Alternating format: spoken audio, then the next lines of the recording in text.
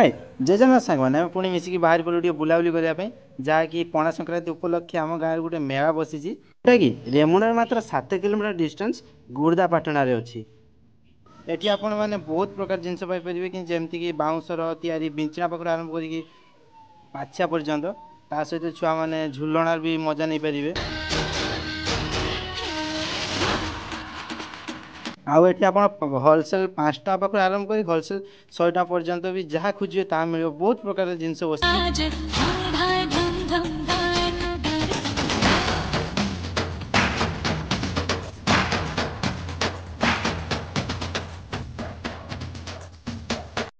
जेहेतु आज malar fast दिन से देखिए लोकंर गहली केमती कहीं मेला मात्र 3 दिन पड़ो 14 ରୁ 16 तारीख पर्यंत से आउ डेरी नक जल्दी जल्दी पड़े आसते आम मेला बुलाया